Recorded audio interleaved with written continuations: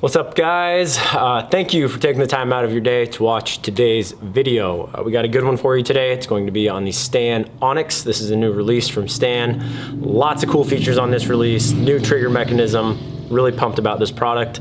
But before we do that though, I do want to remind you, if you head on over to InsideOutPrecision.com, we got all sorts of merchandise on there. This is actually one of the new leather patch hats.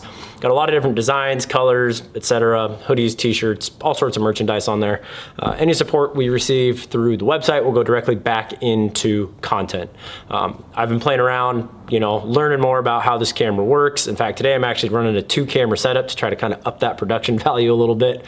And hopefully it's not a complete train wreck. But again, InsideOutPrecision.com, head on over there, get yourself some swag, look good, feel good, shoot good. So, back to the product here. Like I said, today we're reviewing the Onnex from Stan. So this is a new release from Stan. This is the thumb button version, meaning, it's activated by the trigger here. If you've followed this channel before, you know that I love the Stan Perfects. I've shot it the last 2 years. I hunted with it in Maui. Incredibly versatile release in terms of being able to really customize the feel of it. And this release is no exception to that. So the first thing that I noticed when I pulled this out was the little bit different configuration. So you have here, this is in the 3-finger configuration. You'll notice this little wing on the back of the 3rd finger here. What that's going to do is when I come into my anchor point, rather than this pinky just kind of floating around back here, you see some guys it's kind of up like this or it's super clenched like that. This just allows you to come down onto that little wing and just have a super relaxed, comfortable feel. It's not really engaged, it's just a place to rest your pinky.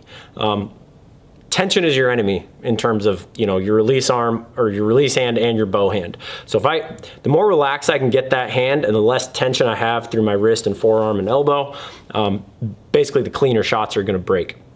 So that's the 3-finger. It does come with the 4-finger extension, just like on the Perfects.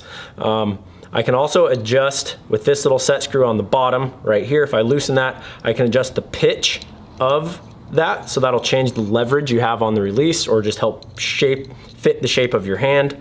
And then you have, just like on the Perfects, you've got a multitude of options with barrel size, post length. So this is the shorter one, and you can see they have a little bit longer one. And then I can also change, with these little set screws, I can change the positioning of that barrel.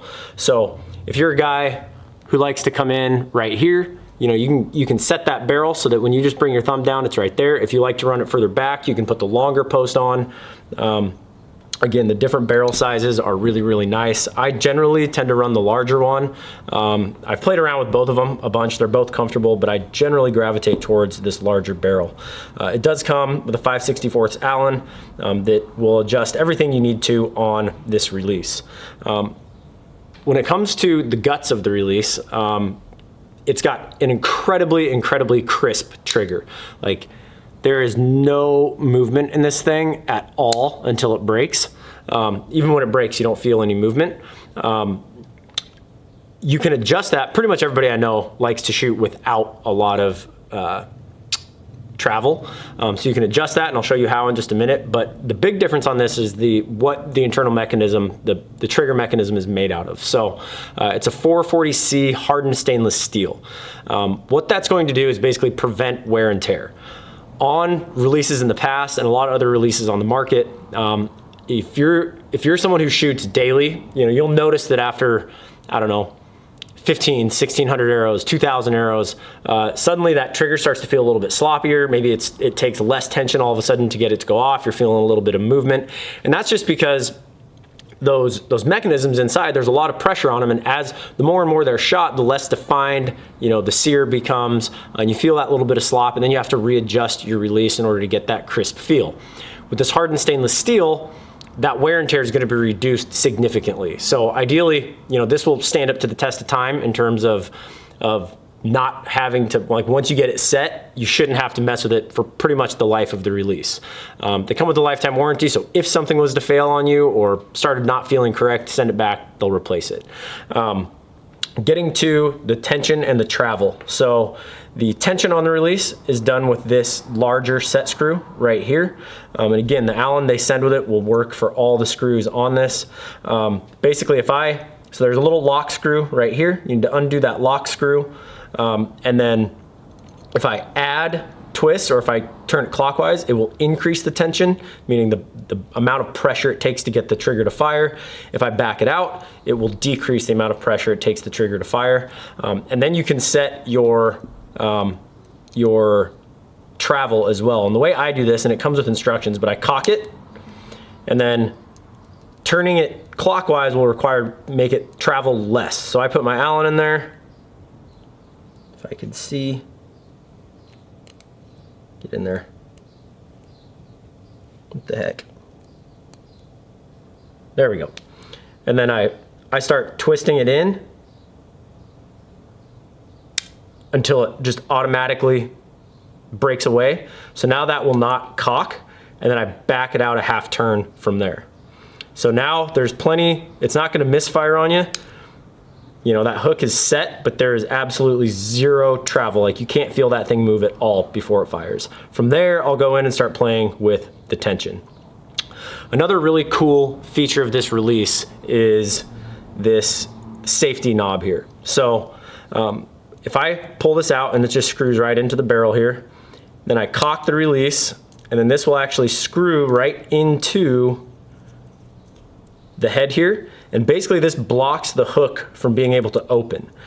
And what I can do with this, and I use this all the time, especially when I'm giving lessons and it's a newer shooter, to learn just how to really, you know, manipulate that release and squeeze or pull until the shot just breaks. The tension, everything will stay the exact same, but when it cuts, the hook does not open. And so what I will have people do is come in, and the goal is, you know, we come into our anchor, we build that back tension, and then we start, you know, putting pressure on that trigger until it clicks. And the goal is it'll click and you don't flinch. Chances are if you flinch when this clicks, you're probably punching the trigger to begin with, and you're probably flinching when the bow goes off. So the idea with this, and you know, you could just do this. I would still load an arrow if you're doing this at home. You know,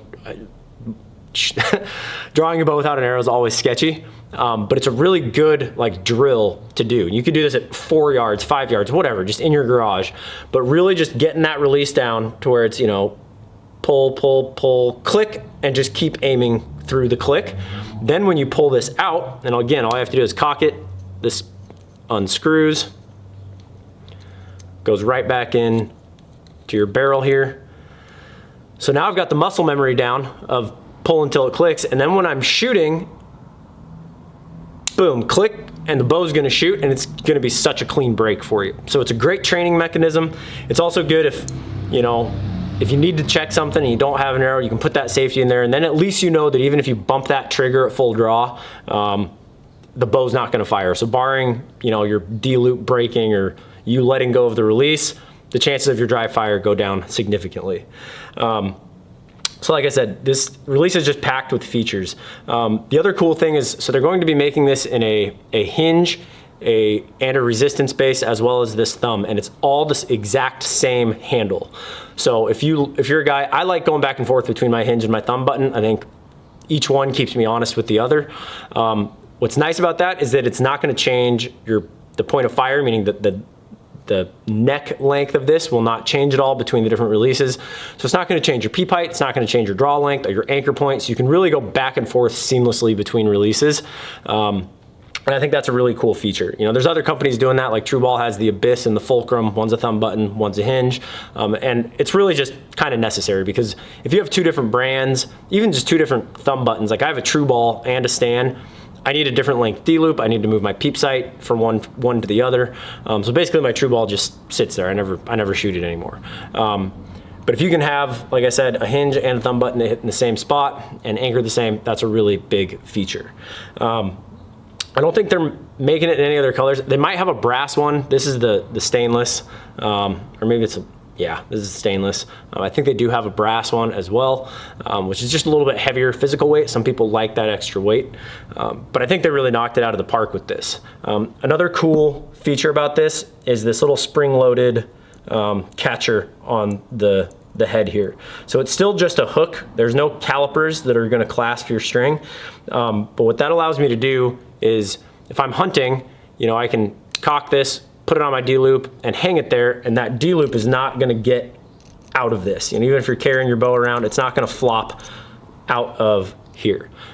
For me, that's a big thing, you know, especially if you're in a ground blind or a tree stand, you know, rather than putting your release in your pocket and then a buck walks in and you're fumbling around trying to find it, you know, you can just be right on your string. You can just grab your bow and your release, come back, and you're ready for action. So definitely try to get down to one of your dealers. These are really hard to get your hands on right now. They're just, production's just kind of starting to ramp up on them. We got 4 of them in. I'm taking 1 of them. So now we have 3 of them. But they've got all different sizes as well. So this is a medium. They make a small, medium, large, extra large, and double XL. I have pretty average sized hands. I don't have like real thick, meaty fingers. You know, I'm like basically 8 inches from thumb to tip here. And the medium, I wouldn't want to go any smaller, but for me, it's really comfortable. You know, I can relax that hand. I'm not real spread out. I could probably get away with a large. I'm kind of curious to see what that would feel like when we get them in. It's not a whole lot bigger, but that relaxed hand is important, because if your hand is tense, if it's all spread out like this, that puts tension all the way through, you know, your wrist and your forearm and your bicep, and it makes it much harder, in my opinion, to kind of get that clean break and get that hold that I want. You know, I want less tension, not more. So, you know, getting the right size to where it's comfortable, you're not like squished in it, but being able to keep that hand relaxed is really, really important. So they got a size that'll fit everybody. The small is really small. Like in the Perfects, we had a lady shooting one, you know, she had tiny little hands and it fit her really well. So whether you're a woman or youth or big burly logger with, you know, freaking club hands, they should have one that will fit you. So I hope you like that review. I'm gonna go shoot some arrows with this thing, play with the tension on it a little bit. I love the versatility of it. I really like this little wing on the 3rd finger. I think that's gonna be a game changer in terms of comfort. So thank you for watching today, guys. Remember, precision is a decision. Keep them in the middle, and I'll see you on the range.